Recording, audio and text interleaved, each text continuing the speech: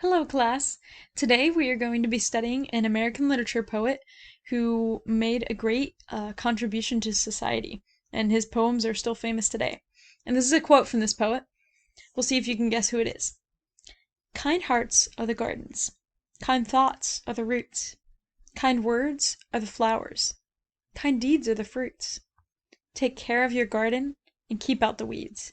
Fill it with sunshine, kind words, and kind deeds. So what is this author trying to express with this quote?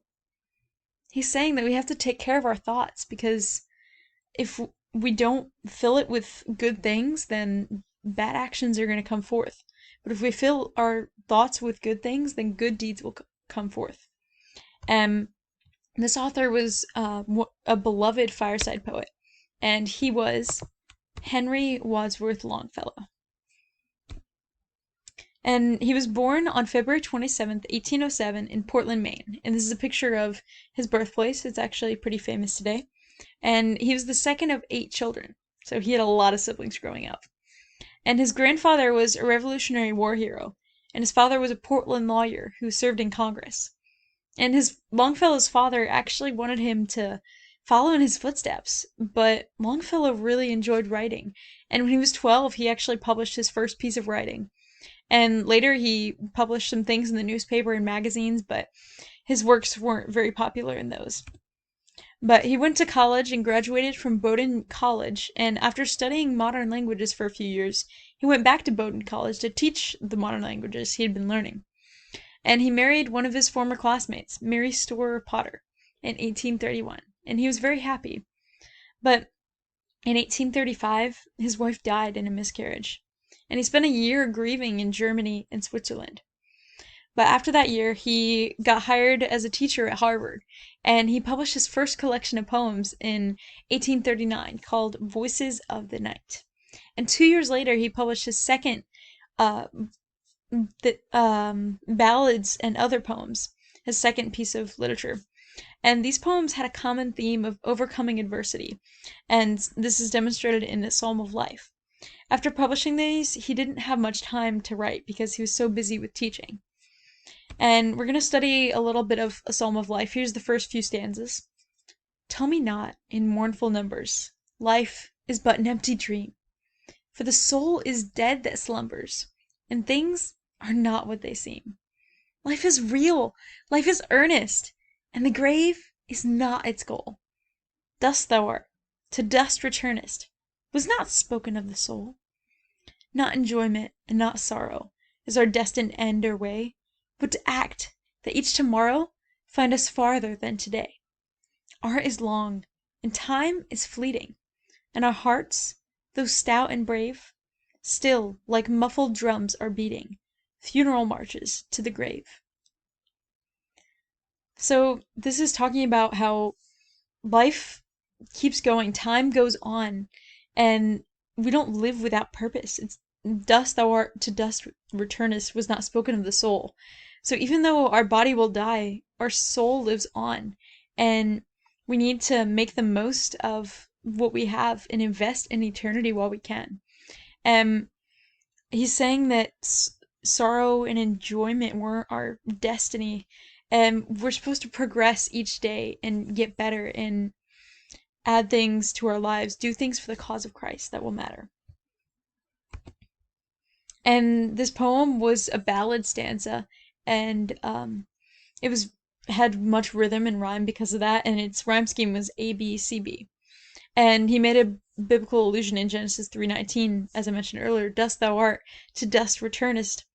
This was a reference to the Bible, but some of the principles I drew earlier when I was interpreting it might not have been exactly what he meant, but those are principles that we can draw from today and apply to our lives to do things for the cause of Christ. And in this poem, Longfellow was emphasizing the brevity of life and encouraging the reader to make the most of life and to keep going through hardship. Time doesn't stop. We shouldn't just let life pass us by. And he did find happiness again. Frances Appleton was a lady he had met, and he fell in love with her. And he proposed, but she rejected him.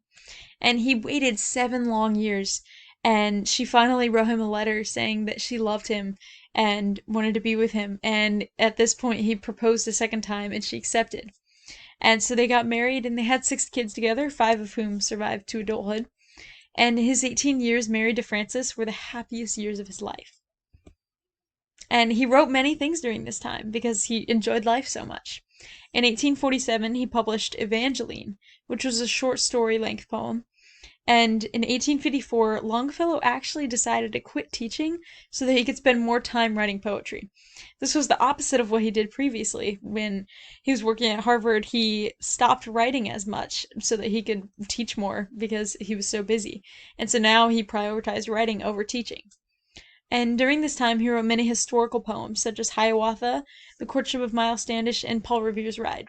And Paul Revere's Ride is a story that you're probably familiar with from elementary, and we'll study that later. And Longfellow actually tragically lost his wife Frances, and in 1861 she was making a wax seal for her envelopes, and her dress caught on fire because they melted the candle wax with fire, and Longfellow tried to save her, but she ended up dying the next day.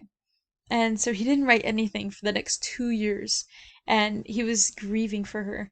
And he found comfort in his children. He actually found comfort in Dante's Divine Comedy, and he really enjoyed reading this during this time. And he helped produce America's first translation of this comedy, actually. And Longfellow became famous in Britain and America.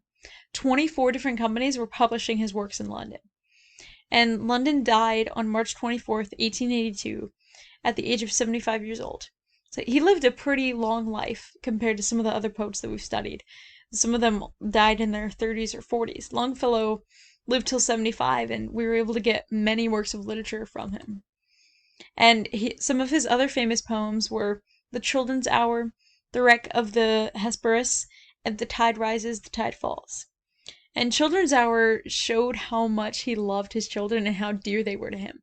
It portrayed a father in his office, and the children were scheming, trying to break in, and they got into the office, or his castle as they referred to it.